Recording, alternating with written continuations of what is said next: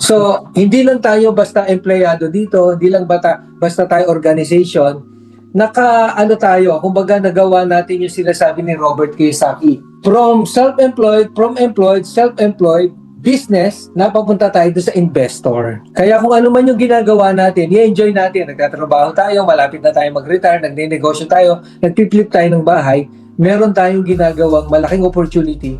Ito yung investing. So maraming Pilipino na hindi pa rin aware na ang narinig ko nga doon sa Omni News, ini-interview sila, saan mo gusto mag-retire? 32 years na ako nagtatrabaho dito. Gusto ko naman pag nag-retire ako, wala na akong babayarang bahay. Kaya minsan may nilalagay akong note doon, meron kaming grupo na may solusyon dyan. So itong ating unti-unting ginagawa, God bless us, ito yung solusyon na para magkaroon tayo ng passive income, di ba? Yan ang the greatest doon na pwede nating sama-samahan. Actually, meron akong tatlo yung kausap ko kahapon. Looking at this, and I really wanna share this with you kasi ngayon kausap ko yung broker dun sa isa. Sa dalawa pala. And then, Sa may Saskatoon o Saskatchewan? Edmonton. Yung isa is yung pinag-usapan natin dati sa Regina. So we're working on it. Tinitingnan namin yung numbers. Tapos another property kahapon in Edmonton. But kausap ko yung kasama namin sa club. So that is one building na katatapos lang 2 years ago, 2023. No, 2024. I'll show this to you. So 104 units. And then, it will be under contract nung kasama ko sa club. So dahil kami yung dalawa we're working on the numbers and hopefully we'll see if that will gonna work pag ipipitch kasi sa club Before i-pitch sa club, kailangan under contract yung property. So, siya kasi yung kausap na ng broker. Not sure how she will gonna present it. Okay. Pero sabi ko nga, any possibility na pwedeng interesado akong malaman yung numbers. Kasi right now, I didn't know the numbers. But the other property, ako mismo yung kausap ng broker sa Alberta. Edmonton actually, yung property. 2 years pa lang kasi to. Kaya... Bago yung building, 2 years pa lang? Yeah, 2023. 132 units. So, tinitingnan namin yung numbers if this is something that we can work on. Nakita niya? 132 units siya. Nasa akin ang lahat ng paperworks nito ang asking price niya is 41.5. So, that's the building. Gusto ko yung location. But I'm not really ganun kapamilyar sa Edmonton. Pero ito yung isa sa nakita ko. Sino ba sa inyo nakarating na ng Edmonton sa inyong dalawa? Ako galing akong Edmonton. Pero, ano ba? Yeah. May health science din dyan. Ha? May health sciences din dyan. Parang hospital ba yan? Hindi. Diba? So, andito yung property. Kung makikita nyo siya, ito yung kulay red sa may lower right. Yun yung property.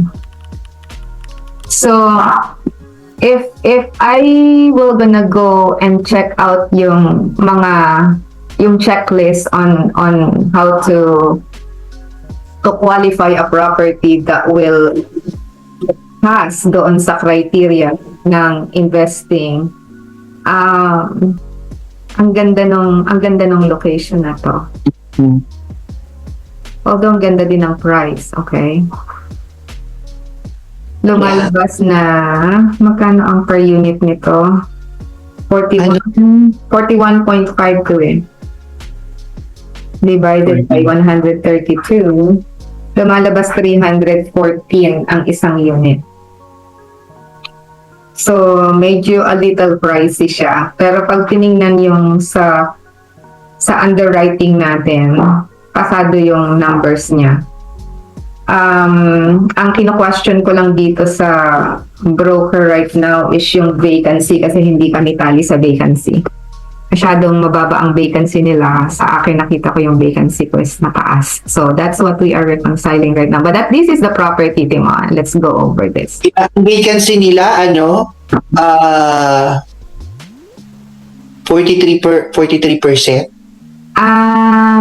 Kung titingnan mo yung hindi. Ang vacancy nila is 10%.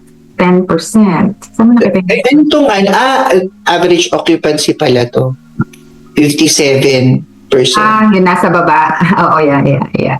Ito.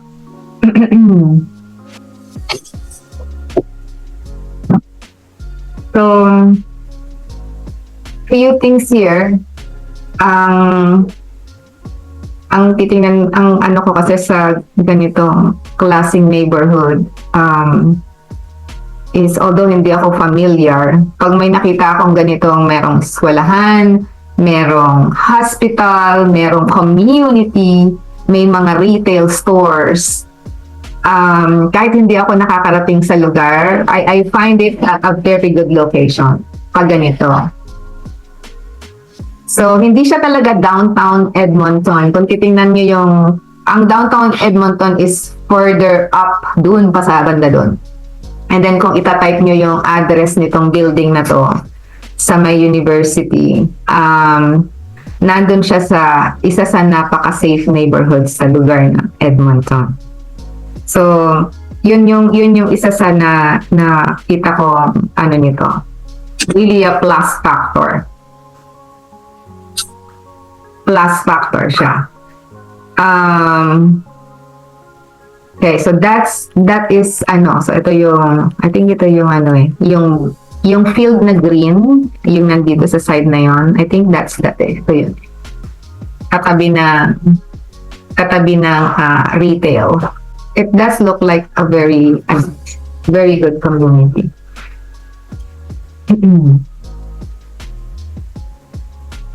So when I talk to the broker, ang sabi niya, meron siyang assumable loan na tinatawag, meaning kung makakwalify. Okay, sensya na tayo, nasa construction location ako. Pag-uusapan yung paano siya i-acquire, yung assumable loan na tinatawag, pag nag-qualify ang bibili, doon sa amount na i-raise for down payment, and we're gonna use the same bank na ginagamit ng seller. So, i-assume natin yon. Ang i-raise na funds, kino-confirm ko lang, it's gonna be between 6 million to 11 million ang i-raise na funds para sa down payment. So, that's ewan ko ba, pagka pinag-uusapan yung ganitong number ngayon, parang ang liit na lang sa akin. Dahil sa daming in-underwrite. Yung una nating tiningnan before, ang isang gusto ko doon, alam mo, kasi ito kung papansinin mo, nakita niyo to, the site, 0.64 acre, ibig sabihin less than 1 acre. Kasi nasa community siya di ba? Hindi naman, parang kagaya ng nabili natin sa Jefferson. Nasa isang community lang siya. So, hindi ganun kalaki yung place. Kaya, tawag nito, ang isang magandang component nun is, wala nang maipapatayong similar property doon sa lugar na yun. So, yung barriers to entry na tinatawag, hindi ka magwo-worry na kapag ay baka magtayo yun dito sa malapit sa akin maglipatan yung mga tenants ko doon. Okay? Pag mataas ang rent natin. So, walang ganon na worry. So, ito, less than 1 acre. Kung mapapatunayan noong property na ang vacancy lang niya is talagang 3%, kasi 3% ang kinumpit nilang vacancy. Yung nakita ko kasi vacancy sa as per documents na pinadala nila is 10%.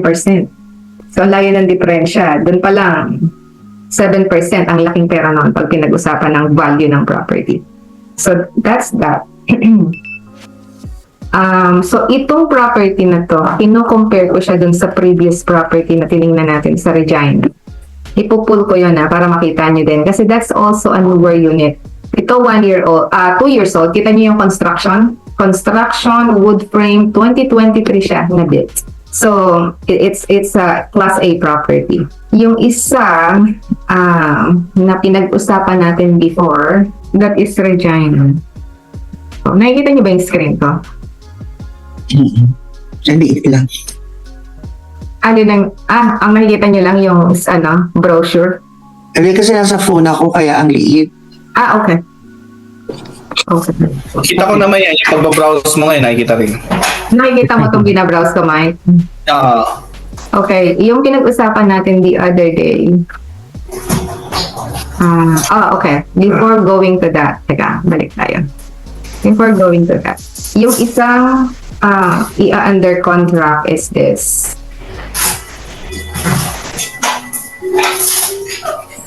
This one. Nakita ko na to the other. I-rate ko pa nga to, binigay ko kay Orly. Anyways, this one. Ginagawa pa lang yan. This is already 1 year.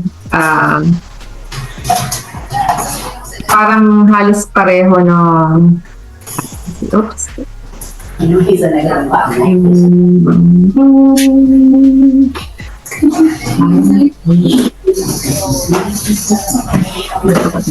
Titingnan natin to. Ate, meron yung address niyan? Ang address nito is 811 Daniels Way. So, ito naman, 104 units. Pero meron siyang 28,000 square foot ng commercial space.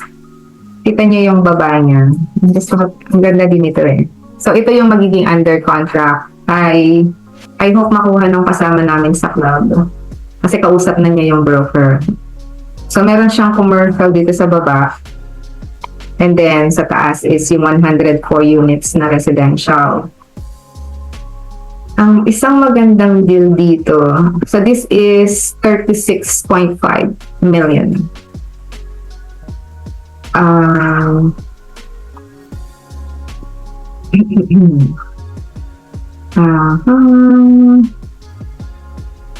isang dito is 2.25 acres. So, kung i-compare mo siya dun sa kabila, may mas malaki siyang lote.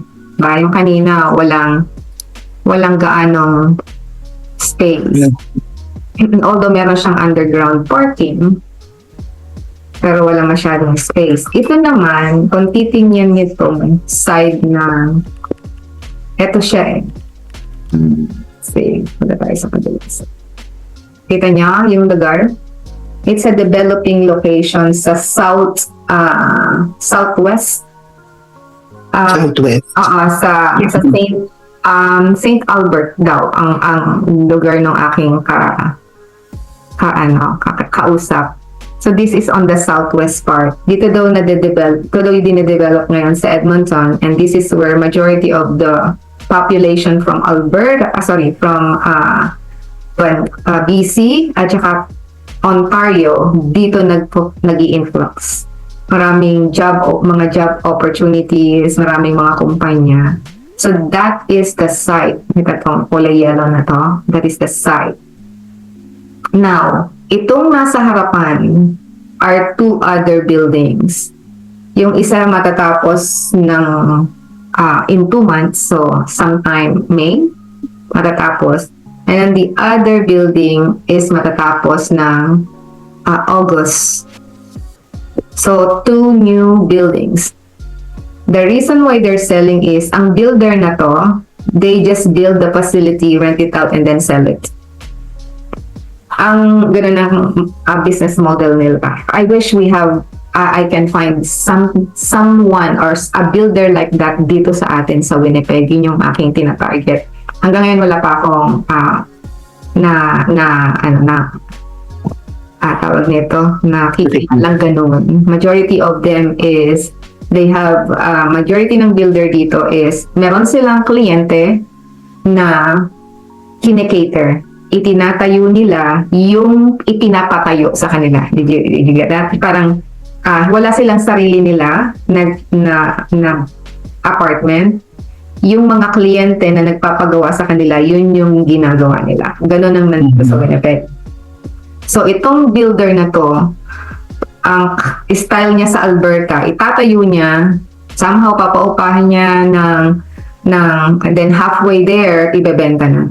So, itong 2 units sa harapan, ibebenta din to. Kaya, ang sabi nga nung aking kausap sa Alberta, so this is 104 units. Itong 2 building na to is 211 units. So, kung bibilin tong 3 buildings na, or actually 4 na building siya kasi itong itong slate ay 2 buildings na malaki and then this other 2. So, kung bibilin yung 2 yung 2 apartment complex na yan, parang ang pagitan lang is parang fence or maybe just ang mangyayari, magiging isang complex siya kung bibilin. And then, overall, 315 units agad siya. Kasi 104 at saka 211. Di ba? So, 300 units agad siya na pwedeng ma-acquire. Now, yung question dito is yung 2 units, 2 bagong units, pag in-acquire mo siya, maybe there is no income yet. Kasi nga bago. Diba? So, yun yung medyo magiging challenge doon. But that's how it is. Yan yung pinag-uusapan namin sa club, anong kasama ko sa club kahapon. So, 300 units siya. 315 to be exact. Plus, yung 28,000 square feet na commercial space doon dito sa Slate Residences. So, that is that. Ang aking question lang dito is the barriers to entry. Kita nyo kung gano'ng karami. Ito yung bigger picture. Doon sa pinag-uusapan natin kanina, ang question ko lang doon is yung barriers to entry doon dahil it's a growing community, ang laki. Meaning, yung mga malalaking lote doon sa area, pwede nilang patayuan ng mga multi-family din. So, ang laki na iyong, ang laki ng competition, di ba?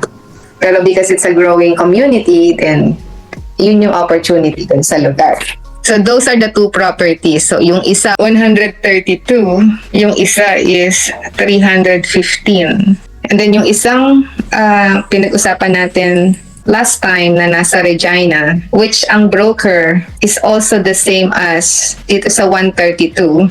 Ang maganda dun sa property na yon, although another issue is the barriers to entry, ang maganda sa property na yon, it has 42 acres of land. Yung possibility for future development, kung yun ang ma-acquire, ang laki, di ba? Ang laki ng chance. Nagigets niyo ba yung discussion natin? Gets niyo yung discussion natin? So yun yung Overwhelming. I'll bring it all up here. Okay, share ko ulit. Hello, Rocky. Na-catch up mo ba kanina yung itong discussions na to or you just logged in? So ito yung sa Edmonton ha. Ito yung sinasabi kong opportunity. So itong unit na to na parang yellowish brown, ito yung 104 units. Tapos silagay nito is the Slate Residences. Ito yung for sale ngayon. Pero itong 2 building na nasa harapan na to, ito nasa baba. 2 building yan, for sale din yan. So, in 2 months yung isa, and then the other, matatapos yung isa in 2 months, which is May, yung isa matatapos by August. So, basically, itong picture na to is already obsolete kasi sa ngayon, ang itsura na ng facility is this. Ito na siya. Yan na. Ito na siya. Marami na, it's occupied. Tapos na siya, 2023. Building. At this location, or just, ini-explore lang natin tong information nitong property na to. Kasi, kung makukuha to ng kasama namin sa club, interesado kami ni Orly na mag-invest dito. So, this one is year built, 2022, pero natapos daw to 2023. So, 2022, it has 2.25 acres. Kita nito? It has 25 one bedrooms, 80 na 2 bedrooms. So, malalaking unit siya. Malalaking sizes. Yung isang pinakita ko sa inyo kanina, ito, maliit siya. See? 4 na studio, 349.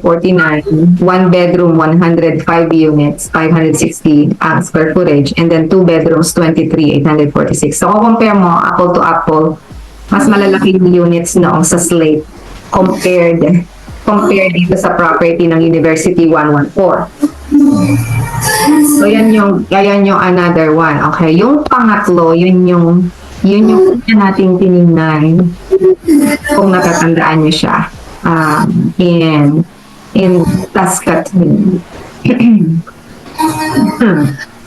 Saskatoon. Dito. Saskatchewan. Saskatchewan. Ito yung tinignan natin. Hanggang ngayon kasi, kausap ko pa yung broker dito. Actually, ang gusto ko dito is balikan natin yung brochure nito. Devrock.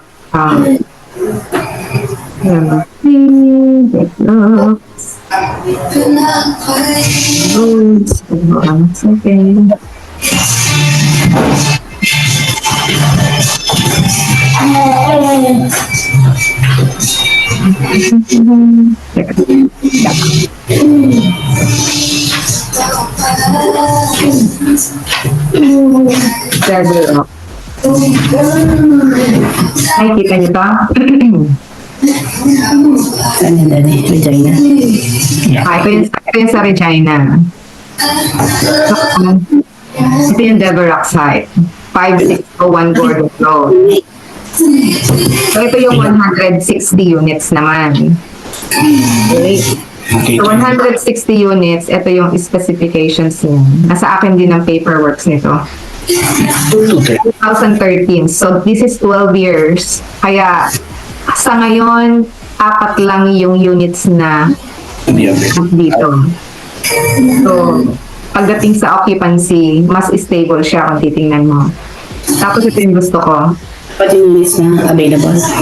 Yun na lang ang hindi kumbaga na-renta. Yan ang gusto ko sa lahat. Yung size ng lote niya, 42.3 acres. Ang laki, di ba? So, sa lote pa lang, kung meron kang future development na gusto mong magdagdag ng buildings in the next few years or so, as long as qualify yung land to be parang suitable for another development of building, which most likely is, yun yung future development. Meron kang enough space to build another facility. So, ito, kung titingnan nyo, it is situated at ito. Ayan siya. It's, nasaan ba? May mas bigger picture nito. Parang may shape na rin. Let's go. Gusto. Familiar ba kayo dito?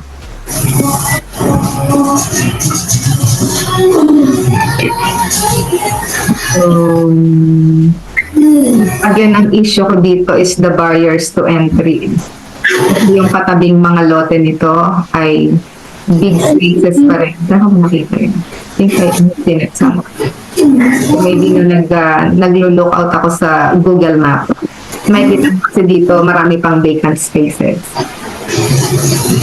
So that's the only thing dito. But all of them Yung Deverox, ang presyo ng property na to is 235,000. No, 230. 40,500,000. 40,500 divided by 160. 263,000. May nag-offer dun sa seller ng 235, ayaw ibigay. So, that is that. Ano yung total dagdag? Per unit. Per yun. So, okay. Yung tatlong, actually, 4 na facility yun eh. Kasi yung nasa Edmonton, dalawa yun. Isa yung 104 na merong 28,000 na square foot ng commercial. Plus yung kapitbahay na may 2 buildings. Those are 2 different complexes. So, bali 4 na facility. Kung titingnan nyo doon, so 160 yung una nating tiniskas sa Deverox. Yung isa, itong under contract is 104 plus commercial. And then, yung kausap ko kanina is 132 sa Edmonton. And then yung 211, ito yung totally new na ibebenta in the next 2 months. So, medyo we're going there. Hindi ko lang kabisado yung lugar. Kaya sabi ko dun sa agent, i-represent niya tayo kung bibili natin yung property na yun. Kaya I'm asking so many questions right now. Kaya sana naman, kasi alam niyo yung pag nagtatanong kayo sa mga brokers, minsan mai-intimidate kayo eh. Dahil parang hindi kayo pinapansin, parang nag-aaksaya lang kayo parang inaaksaya niyo lang yung oras sa kayo. You're gonna feel that kapag nakikipag-usap ka sa mga ganitong klaseng commercial brokers na parang ang hahalaga ng oras nila. Sabi nga ni Uncle, well, akala lang nila yon, pero ang tatamad ng mga yan. Hindi sila sumasagot sa madalas. Sabi niya, kung hindi ko lang alam, no, majority of the time, when kumatawag siya sa mga commercial brokers, laging voicemail ang sasagot sa kanya. Laging sa voicemail pumupunta yung call niya. And they just pretend daw to be busy. And I was like, I knew it.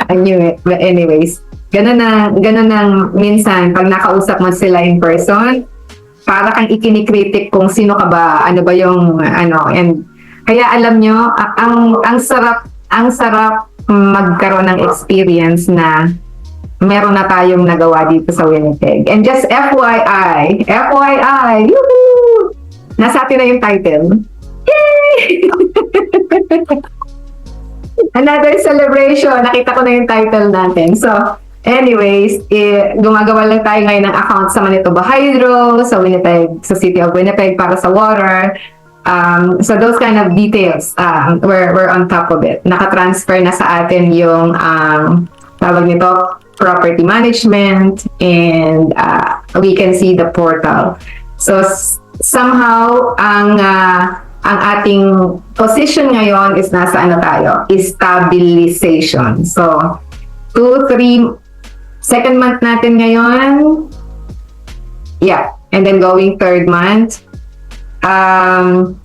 We'll see. Excited akong makita yung total performance ng yung net performance ng property. Ayun. Merong unforeseen na napakalaking lawyer's fee na i-charge ng lender's lawyer sa atin. Almost 20 grand. But yeah, it is what it is. So, anyways, part yun ng acquisition cost, and that is anyways, one time sa acquisition ng bawat property, magkano yung closing cost natin, diba? Sa bahay natin, magkano closing cost natin. So similarly, it's the same dun sa mga ganong klaseng big deals. But masanay na tayo, okay? Masanay na tayo na yung mga charge na 50,000 ay normal na lang. Hindi na para magreklamo, pero para kang sinasaksak sa dibdib dun, pagkabago ka pa. Pagbago ka pa lang sa ganitong transaction, sabi ko nga kay lawyer, what can I do? It is what it is. Pero parang sinasaksak niyo ako sa dibdib. Tawa ng tawa sa akin. Well, you have to be used to it. Kasi especially if you will be doing this over and over and over again, niya, masanay ka na because that's the way it will be. So, okay. At least, hindi tayo nagtatransact ng one single family home at a time. Kasi every single family home, magkano yung lawyer's fee, yung closing cost, di ba? So, kung titingnan nyo, mas mura pa rin kapag kamaramihan. Di ba? Cheaper by the dozen, sabi nga. Kasi pagka isang address ay isang unit, ay naku po.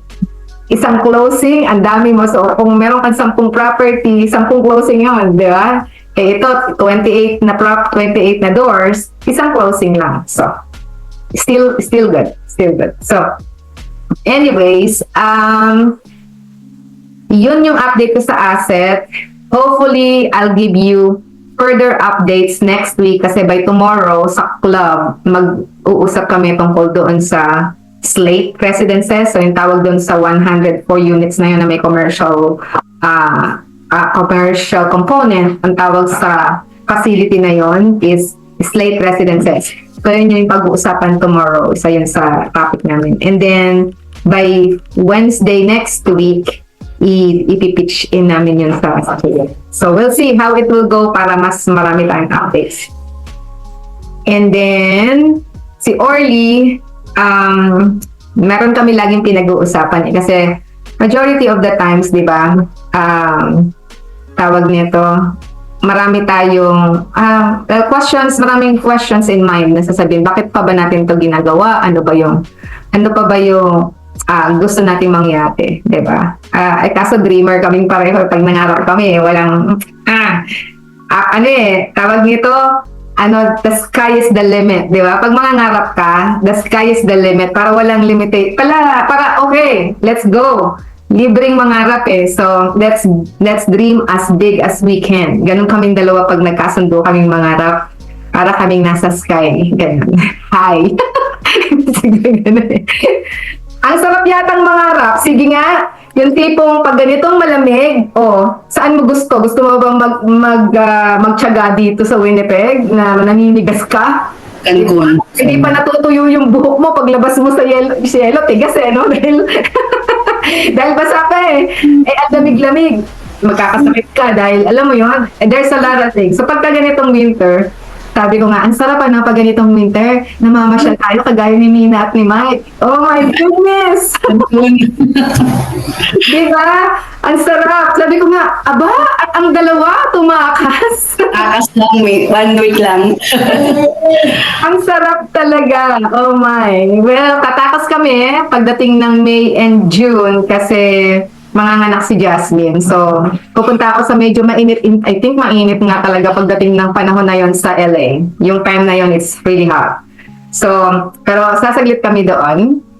And then, dahil dalawa na yung apo namin, so magiging mabilis na yung, kung dati pa isang beses, 2 beses lang, ngayon medyo mapapabilis. Kaya talagang mapapadalas pala. So, kaya, alam mo yun, pag mangangarap ka, let's dream big. And then, tingnan niyo yung reality ng life. Ano ba talaga? Alam mo, sabi ni Uncle doon sa mga talk niya, pag nakikinig ako doon sa kanyang mga tawag nito, courses, sabi niya, you can design the life that you want. Sarap, ano? Masarap nung gano'n. Yung kontrolado mo yung gusto mong gawin, and you can create your own economy. Kaya lang naman natin hindi nagagawa yun. Kasi nga, paano nga ba? Kada kibot kailangan natin ng ganito, di ba? Pera lahat yan Sabi nga nung aming, sabi nga ni Wally, clock. Pera lang ang katapat. O, di ba? Sa totoo lang, lumabas ka, makakalabas ka ba dito na hindi mo dala yung sasakyan mo at magpapagasolina ka? Sige nga, anong magagastos mo? Yung iyong gulong kailangan maayos. Kung hindi, kung flat yun, pera na naman. O, di ba? pag na madalas mong ginagamit ang sasakyan mo, maintenance. So, gastos. It means everything that you do to live, laging associated ang money. Kaya sasabihin nila, lagi ka naman nag-iisip ng pera. Sige nga, kailan mo hindi kailangan yan? Right? As long as we live, kailangan natin yan. And it's good to have na na-open tayo sa idea na Kailangan magkaroon tayo ng passive income para hindi tayo nakatali lagi, di ba? So, Papa, I know you need to speak. Lagi namin itong pinag-uusapan. Sana lagi nyo din pag-usapan para you can think about many things on really how to get more in life. Nakapanood ako sa Omni, yung nurse doon na nakabili ng building. Naging inspirasyon ni Papa yan. Hindi, ibig sabihin lang, yung ginagawa natin tama. Pilipina, bata pa. Oo, di ba? Yung ginagawa natin, tinanong siya, in-interview siya. Sabi niya, paano yung ginagawa yan? Paano kayo nakabili? Nagka-mentor kami. Bago yung mga kaibigan niya, in-invite niya, senior niya ganitong idea. So, yun, yung kagaya ng ginagawa natin. Kagaya ngayon, yung grupo ni Robert Kiyosaki na andito yata itong buwan na to sa atin. So, madaming gumagawa ng katulad natin para makabili ng property, nagtutulong-tulong sa kaunlaran. Ang pinaka-purpose lang nun, ang lagi namin napapagkwentuhan, bakit natin ito gagawin? Ang maganda dito, yung sinasabi ni Uncle G na hanggang kailan mo ba gustong magtrabaho? Kung tatanungin tayo, now na. Ano na tayo? Mas maganda yung kagaya nila. Hanggang ngayon na lang. Oo, hanggang ngayon na lang. Gaya nila Mike, nakapunta sa bakasyon, kagaya din namin. Ang maganda sana, pagbalik mo, uulitin uli, di ba? Kasi can afford ka na. Ngayon, hindi pa afford. Sabi ko, paano tayo makakapag-ipon ng maraming pandown? Kailangan magdagdag ng how you can make more, di ba? Kaya, ang naisip ko, sabi ni mentor, ituloy niyo yung pagpiplip niyo. Hahanap lang na. Yun. Basta think about something na magkakaroon. Tuloy niyo yung pag-flip niyo and then doon kayo makakakuha ng pang-down. Tama naman. Yung isa nga nating kaibigan, interesado, nagpi-flip siya ng kotse, di ba? Kilala ni Rocky, si Ron. Interesado din siya sa ginagawa natin, Rocky. Gusto din niya itong pagbili natin ng mga property. Yung isa namang kliyente ni Mama, hindi pa namin natatapos ikwento tong idea na to. Ba't nalimutan nyo kami? Nakakatuwa. Bakit natin to ginagawa? Kasi marami na organization na nabuo dito sa Canada, particularly tayo mga Pilipino. Ang gusto ko lang, I'm not 100% ito, inobserve ko na to mula nung dumating kami dito sa Winnipeg. May na-observe ako dito. Kung familiar kayo sa MMF. Opinion, di ba? Opinion yan eh. Opinion to ha. Gusto ko tayo lang ang ano dito makakarinig dahil awareness to eh. Yung Metis Federation. Oo. Sa may downtown. Kita nyo, pagbaba mo sa airport, meron niyang MMF. Ngayon, napansin namin sa downtown, ang laki ng kanilang karatula doon sa isang building. MMF, di ba? Manitoba Métis yan. Actually, binibili nila ang ibang mga building ng downtown ngayon eh. In my personal observation, kanila tong mga casino, hotels, at ngayon, nung nagkaroon sila ng napakadaming funds, yung Child Mother, billion, lalong lumaki ang organization nila. So, ang nakita ko sa kanila, in my observation, I'm not 100%, plano nila talagang isaturate itong ating domination ang nangyayari doon. Kasi kung mapapansin nyo, kapag may gathering, merong parang binabasa tungkol sa kanila. Kumbaga sila yung first class citizen ng Canada, tayo second class, di ba? Lahat ng taxes at saka effort sa pagtatrabaho, tayo ang gagawa nun. Sila, nasa kanila na lahat yung opportunity. Pero wala tayong magagawa, yun ang inabot natin eh. In my observation lang. Kaya sabi ko, maganda na yung naka-first base tayo, na nagkakaroon tayo ng awareness, nagkaroon tayo ng club, na meron tayong specific na goal, na magkaroon tayo ng kumbaga abundant. Hindi lang empleyado, nagkaroon tayo ng in our own little way, nagkaroon tayo ng opportunity maging investor.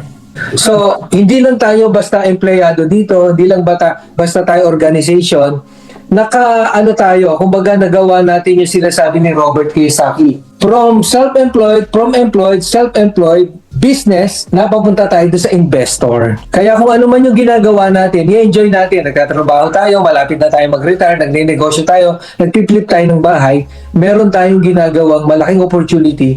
Ito yung investing. So maraming Pilipino na hindi pa rin aware na ang narinig ko nga doon sa Omni News, ini-interview sila, saan mo gusto mag-retire? 32 years na ako nagtatrabaho dito. Gusto ko naman pag nag-retire ako, wala na akong babayarang bahay. Kaya minsan may nilalagay akong note doon, meron kaming grupo na may solusyon dyan. So itong ating unti-unting ginagawa, God bless us, ito yung solusyon na para magkaroon tayo ng passive income, di ba? Yun ang the greatest ano doon na pwede nating sama-samahan. Nung dumating ako dito, yung mga kapatid ko, lagi sila nagkukwentuhan sa Team Horton. 10 taon na sila, sabi ko, ilan taon na kayo nagmi-meeting dito? Matagal na, 10 taon na, tol. Ano na, buo nyo ng plano?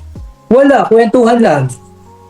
Napansin ko yung Team Horton na pinagkukwentuhan nyo, ngayon may 10 Team Horton na. Kayo, taga-inom pa rin ng kape ng kaibigan. Napansin ko lang yan, napatawa sila. Sabi ko nga, I wish yung ibibili nating kape, bunga na ng investment natin. Diba? Sabi ni Orly, wag daw bibili pag hindi nagka-cash flow. Alam mo, ang laking epekto sa akin nun. Ang dami kong gustong bilhin dati. Every time na may gustong bilhin, magtatanong muna, magka-cash flow ba yan? Kikita ba yan? Magka-cash flow ba tayo dyan pag binili yan? Hindi, wag muna. Thank God, ano? Kasi kahit maliit lang yung mga investment natin, alam nyo bang, may kinocompute si Mel, tinatanong ko ilan na, mula ba nung nag-ano tayo, na tawag na, nag-possession, di ba may kumikita na yung investment natin? Oo, Sabi ko, meron na. wow. Meron na. Excited akong makita yan yung Yung katas. yung katas, sabi nga, katas. At manganganak pa to ng madami. Yung tanong ko nga sa kanya, paano ba nanganganak ang bahay? Mhm. Yun yung aming kwentuhan nun pag nag-equity pwede yung manganak, di ba? Mhm. Itong pinanganak natin sa Jefferson, malaki-laki ito. I know. Ang prayer ko lang, manganak uli ito ng mas madami. Mas marami. Mhm. Ang pinag-uusapan natin dito, ang goal at ang nakikita ko pa rin, but nag-a-acquire pa rin tayo nag-a-aspire na madagdagan. Yeah. Kasi nga dahil madami tayo sa grupo, mas magandang marami din tayong property. Yeah. Ito nga, may tinitingnan kami. Kaya nga nag-iisip kami paano ba tayo kikita. So yung unti-unti nating money, pag meron kami nakitang project, i-invest natin doon para manganak din. Pagtulong-tulungan. Para manganak. Yung kagaya ginagawa namin, yung na-experience namin kay Mike, kay Jason, yung project, pag may maliit kaming project, ayun, may pera ka, ilalagay mo lang sa bangko, dito na natin ilagay sa para project sila na yung para manganak yung mga ganong idea. So, pag may malaking opportunity na dumating, meron tayo. Ang tawag ni Uncle G doon, mag-store kayo ng money. Store. Yeah. Kasi ang malaking kalaban naman ng pera natin, yung Inflation. yeah. Pag konti pa lang ang pera natin, maliit lang inflation. Ang nakakatakot pag malaki. Kaya dapat ilalagay natin sa investment. Kung may tanong kayo dun sa napansin ko pero ayoko itong ikwento sa iba. Gusto ko lang sa club natin. Kasi yung domination ng mga First Nation dito, talagang meron na silang new direction. Yung MMF, nakita ko, bago minsan nakapasyal kami sa casino, meron kaming kliyente doon. Naka-special yung kanilang damit, special yung kanilang parang kwarto. Ang sabi nga nung Accommodation. kliyente namin, sila yung may-ari nito Sabi ko, ang tindi talaga nila. Bago yung mga Punjab, domination din sila. Sila na yung napapansin naming grupo na lahat na ng business dito sa Canada, sa Winnipeg, at saka lahat ng mga trabaho, sila na yung nagdo-dominate. So okay lang yun. May silang mortgage, may sarili na silang financing, banking. Maganda yung nila, di ba, domination. Pero itong ginagawa natin, itong maliit nating club, masaya na rin tayo dito dahil meron tayong parang common goal, common idea na simulan natin. Bihira itong ganito Let's let it grow. Lalaki ito sa awa at tulong ng Diyos, di ba? Kasi kung sila nga merong ganun pagkakaisa, ganun din tayo. Kaya ito pinag-uusapan natin, sabi nga ni Brad Edwin meron tayong Tuesday, meron tayong Thursday. Nakakatawa yun, di ba? May nagre-request pa nga ng weekend daw kasi minsan nakaka-uwi sila late na Yeah. ng So we keep on looking sa deal. And then pag may deal tayo nakita, maganda ang income, tsaka natin pag-uusapan yung number. Pag tama yung number, no-brainer, sabi nga.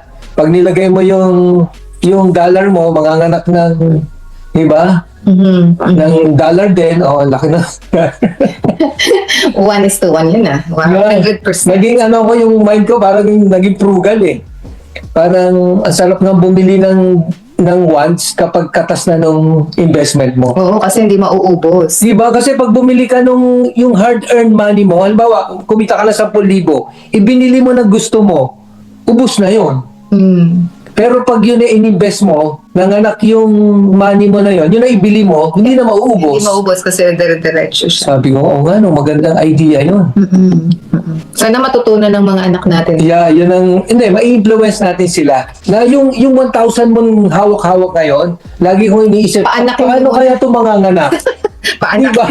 Kasi pag ginastos mo na yung 1,000, binili mo ng magandang bag, Wala na. walang masama doon sa wants na gusto natin, wala.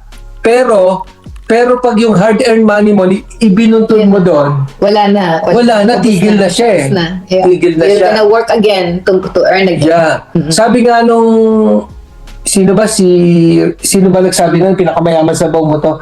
Si Warren. Warren Buffett. Pag hindi ka nakakita ng negosyo na kumikita ka habang natutulog, magtatrabaho ka hanggang sa tumanda ka. Hanggang sa mamatay. Hanggang sa kamatayan, magtatrabaho ka. Pero kung mahal mo naman yung trabaho mo, okay lang, di ba? Pero kahit mahal mo na yung trabaho mo, mas masarap naman yung malakas pa tayo, retired na tayo, di ba? Di ba? Kung gusto mo magtrabaho ka. Kung ayaw mo, di ba? Yun ang mga greatest luxury in Sarap life. na no? Yung parang, Na ikaw yung magdidictate, ilang buwan ako magbabakasyon ngayon. Napasarap ka sa bakasyon sa Mexico, kagaya nila Mike, 6 na buwan. Kung may investment ka, 6 na buwan yung co-collectionin mo, di ba? I know. Paano kung ikaw 6 na buwan nagbakasyon? Pagbalik mo, wala ka ng trabaho. Pag-empleyado ka. Pag-empleyado. Ang maganda sa atin, good news, empleyado ka na, negosyante ka pa. Investor. Investor ka pa, di ba? So, yung mga nakakausap namin, sabi nga, Ate Mel, ba't naman nalimutan nyo kami? Alam mo, kami yung, sabi ko, susunod na deal. Hindi na namin kayo pwedeng isali doon sa grupo namin na sa Jefferson. Ilan na yung nakausap namin, nasa lubong namin sa mall. Pero actually, sabi ni Coach, Kaya, pag na-stabilize at magre-ready sa susunod na deal, yeah. pwede talaga na magdagdag pa ng investor, Pwede pa? na limited investors. Okay, Kung okay. sakasakali. Yeah. Kasi merong room. Kailan ba nila makikita yung kanilang money, anong kinita nitong, to? Ano ba tayo ng, Yeah, ang projections kasi pagka dumating yung lahat ng report, let's say maka 3 months na report, Pero mula nung possession, meron na, di ba? meron na. Oo. Meron na, yeah. Yun ang maganda. Kasi yun ang magsisirculate na kwento Paano tayo lalaki? Na itong ating ininvest, nagsimula na nung possession, na pumatak-patak, di ba? Pinakamaganda yung patak-patak sa drum, sabi nga, patak-patak. Huwag lang titigil, di ba? Mapupuno yung drum. Wala lang butas. Pero meron na akong gustong i-share. May nabasa ako ng Sige. ahead. Sabi. yung temptation na mainip is nandyan. Pero alam mo istorya ng bamboo tree. Okay. Tree daw, every year, pag tinanim mo yung buto, every year siguro mga 2 to 3 years, wala ka 3 years wala ka makikita na kahit na unti Ay, lalabas. that's nice. Sa bamboo tree. Yan, huwag ka magsawa. On the 5th year, Oo. unon, ang taas-taas daw. As in like, walang hinto. Ang taas. Wow. Pero Yeah. 5 years bago lumabas kahit konti. Wala na talaga lumalabas, pero dilig lang ng dilig. Sometimes yung temptation na parang kailangan may kumita, kailangan may lumabas na kasi Yeah, meron na, mula tayo, yung possession. tumatanda na tayo, wala Yeah, tayo. yeah. Baka mamaya hindi na natin abutan yan sa iba niyo. Temptation. So, Susunod siguro na Thursday meeting natin, meron na, no? Kasi nakikita ko yung nila, reporting na ginagawa nila. At saka Actually, ano yun, yung temptation na sinasabi ni Mike, napaka-common talaga nun, Mike, kahit sa simpleng di ba, yung parang meron kang ginagawang small business. Parang So, nag-invest naman ako ng ganito, parang wala namang return na bumabalik, dagdag pa ako ng dagdag na. Yeah. Yung mga ganun.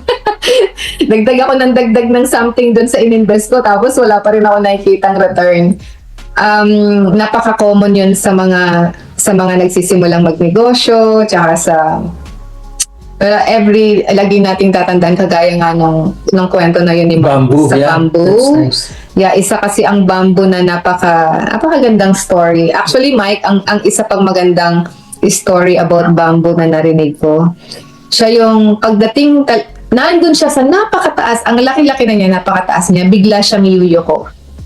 And sometimes it can even still hit the ground na sa kanyang pagyuko. Kasi hindi niya, alam mo yung kahit may malaki ka ng malayo na yung naabot mo in something, it's good to bend, to acknowledge na I came from the ground. So yun yung ating life lessons kasi, di ba? Mabilis tayo mainip kasi gusto natin laging merong gratification. And that's also the reason why bakit tayo mga empleyado nagtatagal sa empleyado. Kasi alam natin pagdating ng kinsenas katapusan may sweldo. Ikaw yung hindi pa sweldohin ng isang buwan. Sige nga. Or 2 buwan. Ewan ko lang kung magtyaga ka sa trabaho mo. kahit na isang kinsenas lang, magwawala ka. Diba? Totoo. Kasi Nagpapahirap kasi wala kang sweldo, di ba? exactly. Pero kung titingnan mo at marunong kang magplano doon sa kinikita mo, let's say, yung sinasabing pay yourself first, Mike, ng mga financial advisors. Na for every income you get in every day, yung first hour sa'yo yon. First hour. So magkano sa isang araw? Let's say you're making $20 an hour. Sa isang buwan, kung 30 days, hindi ka na nagpahinga nun, sabihin din natin 20. 20 days lang ikaw nagtrabaho. $20 Full time na yun, per 20. day. O, diba? So that's $400 a month that you pay yourself. So kung isang taon ka na nagtatrabaho at you're doing that kind of principle, sa isang taon, magkano yung savings mo? That's 4,800 on the side. Sa susunod na taon, kahit hindi mo ako pasweldohin ng 2 buwan, pero di ba? Pero pagdating ng 3rd month, susweldo ako ng 3 buwan. I can still do it, di ba? Parang ganon. Pero majority of the time, kaya tayo na hook doon sa idea as an employee na mag-stay tayo ng 40 years. Imagine niyo yun. 40 years na nakastuck ka sa trabaho na hindi tayo nagrereklamo. Never tayo nagreklamo doon. Pero kung kukumputin mo yung income mo in 40 years, did you try that? Na-computin kung magkano yung income mo in 40 years? Kung kumikita ka ng 100,000 a year para madaling mag-compute, for sure, bihira sa atin ang kumikita ng 100,000 a year. For 40 years, how much is that? 4 million. Tama ba? Hindi ba 40? Hindi pa nga kasi may mga taxes pa yan eh. Hindi, ano lang, wala tayong tax. 100,000. Okay, wala tayong tax, hindi tayo kakain, wala tayong babayaran, wala tayong Tama, Mel, 4 million. 100,000 a year. Magkano sa 4 na taon? 4 million nga, Mel. 4 million, right? Ito ang question ko sa inyo. Kung ngayon nyo lang yan nalaman, kaya hindi kami nag-employ ni Orly kasi matagal na namin alam yan eh. Are you worth $4 million only? You deserve. Dun sa question na yon, alam nyo, dun kami nung nagsimula, kasi may nagkwento sa amin noon, that's why I'm sharing this with you, may nagkwento sa amin yun. Sabi niya, ang sipag natin magtrabaho or kayod marino tayo, kasi, pero hindi niyo ba napapansin that it's pagdating ng after, ubos ng ubos, parang walang natitira. Kasi hindi natin na-compute na sa 100,000 na income natin, sabihin natin yun ang net natin. Pansin na pansin yun, Mel. Diba? 4 million in a year. Ang question is it your worth in 40 years? Come on. Hindi tayo worth 4 million in 40 years of our life. We deserve more. Kaya simula nung time na yon, we're like, let's find ways to make more. Kasi kung hindi ganun na magiging mindset natin, na-stuck tayo dun sa idea, Mike, na sinasabi mo. We were get stuck into that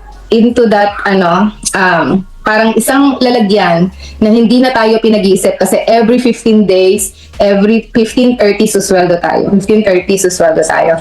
So hindi tayo nag-iisip. Security yun eh. Yun yung kinukwento ni Orly before na sweet feeds. Kahit anong galing mo, kahit anong talino, kahit anong gaano ng diskarte mo, yung sweet feeds na yun na andyan for you to stick. Yung delayed gratification wala doon. Ang dali nating mainip. Hindi tayo marunong mag-intay. Kaya nai-stuck tayo doon. Kaya itong information na to, pagka na-dig deep natin and tumanim sa atin, this will be, sabi nga, this will be when my life will turn around. I'm gonna look for more. Si Uncle lagi niya sinasabi, do not settle for anything less. Go for more. Go for more. If you make 100,000 this year, go 10x. Kaya kaya niya sinulat yung librong 10x para hindi daw tayo na-stuck. Kasi majority of the time, ang idea natin ng mga tao, ganito lang naman tayo kasi mag-isip, maliit lang tayo mag-isip. Lagi tayong na-stuck. So, para hindi tayo ma-stuck, let's go 10x. Kaya yun yung ginagawa natin. Imaginein mo na ang pinag-uusapan natin ngayon ay what? 40 million? 40 million, 10 million down payment. Oh my goodness, ang tao ko nun, di ba? Pero may possibility lagi. Kaya, let's go 10x. We can do it, right? We can do it. Ano yun, 10x? Lagi nyo isasot yung inyong band, wristband. Okay, so with that, I think nag-overtime tayo. Kaya keep keep connected, keep thinking 10x. Yeah. At naisipin natin, let's 10x it. Minsan hindi tayo maniniwala dun no? Kahit sarili natin, minsan mahirap maniwala sa sinasabi natin. But keep on believing. Kaya natin to.